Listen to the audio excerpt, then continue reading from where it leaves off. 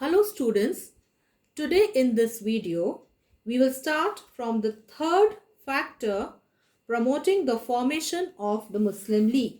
So open your History Civics textbook page number 60. Third factor, relative backwardness of the Muslim community in education, trade and industry. The communal and separatist trend of thinking grew among the Muslims to some extent because of their relative backwardness in education, trade, and industry. The upper class Muslims, comprising zamindars and aristocrats during the first 70 years of the 19th century, were anti-British. So, the upper class Muslims comprising zamindars were there, aristocrats were there, rich people were there. During the first 70 years of the 19th century, they were anti-British. They were against Britishers. They were conservative and hostile to modern education. Conservative means orthodox. Hostile means against. So they were orthodox plus they were against the modern education. Because of this, the number of Muslims educated in Western system of education remained small.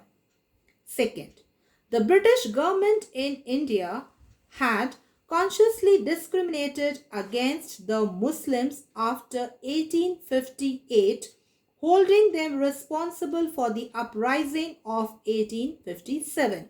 So according to the British government, Muslims were responsible for the uprising of 1857. They were, underlined, discriminated in the recruitment to civil and military services. Recruitment means appointment. So, they were discriminated in the recruitment, appointment to civil and military services. Third, the Muslim community was not much involved in the growth of any organized industry. Here too they lagged behind. Some members of the Muslim community did not keep up with the modern trends in social and cultural spheres. Underline. This was, now why? Why they did not keep up with the modern trends in social and cultural areas, cultural spheres? Because they were proud of their own literature and culture and did not adopt the Western system of education. So, they were proud of their own literature and culture. Now, this full point you have to underline.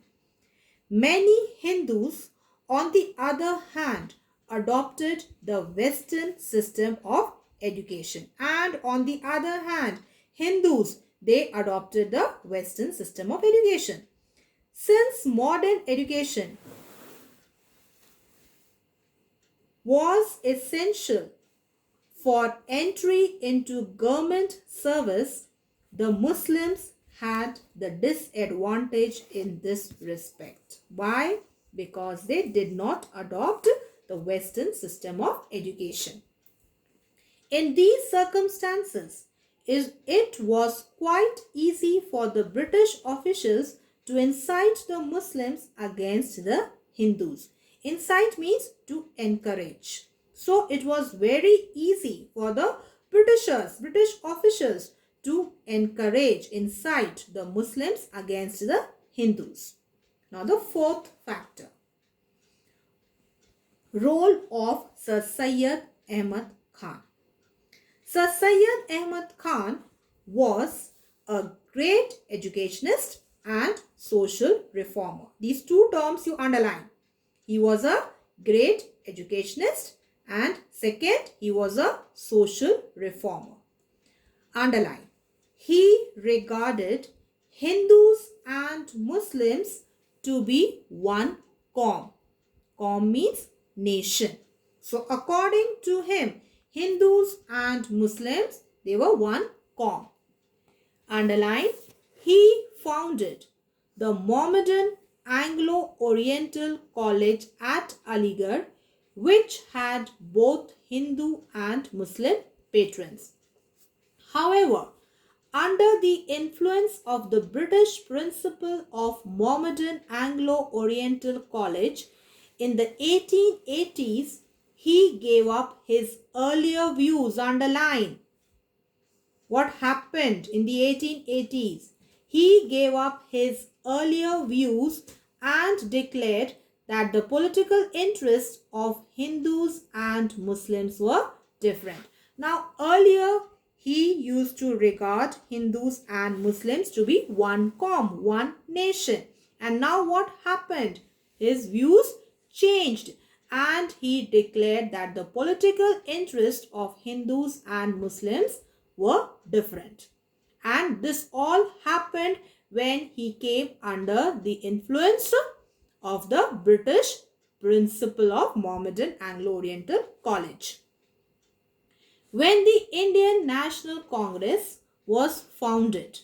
Now, Indian National Congress was founded in 1885. Sir Syed Ahmad Khan opposed it. So, he was against Indian National Congress. Underline, he founded the United Indian Patriotic Association in 1888, mainly with a view to oppose the Congress. Now in 1885, Indian National Congress was founded, and in 1888, Sir Syed Ahmad Khan, he founded the United Indian Patriotic Association. Why? Just to oppose the Congress. In this effort, he was supported by Mr. Beck, the British principal of Mohammedan Anglo-Oriental MAO College, Aligarh. Underline, Beck's idea was that Anglo-Muslim unity was possible, but Hindu-Muslim unity was impossible. Very important line. Now, according to Beck, Anglo-Muslim unity was possible. Anglo means British. So, unity between Britishers and Muslim was possible, but Hindu-Muslim unity was impossible. It was said that Sir Syed Ahmad believed that since the Hindus, underline, formed the majority of the Indian population, they would dominate the Muslims in case of a withdrawal of the British rule. So, according to Sir Syed Ahmad Khan, if Britishers will leave India, then definitely Hindus, they would dominate the Muslims. Why? Because Hindus formed the majority of the Indian population. So, they would dominate the Muslims. He felt that the continuance of British rule was a guarantee, underline, for the welfare and progress of the community.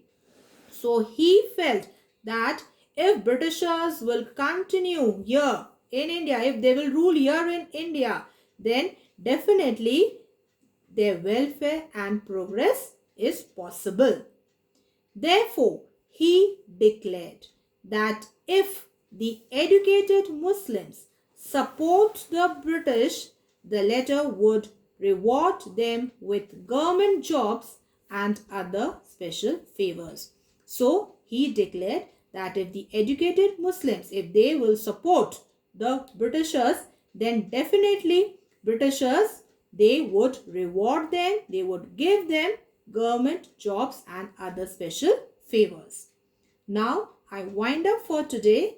Thank you. Stay home. Stay safe. God bless you all.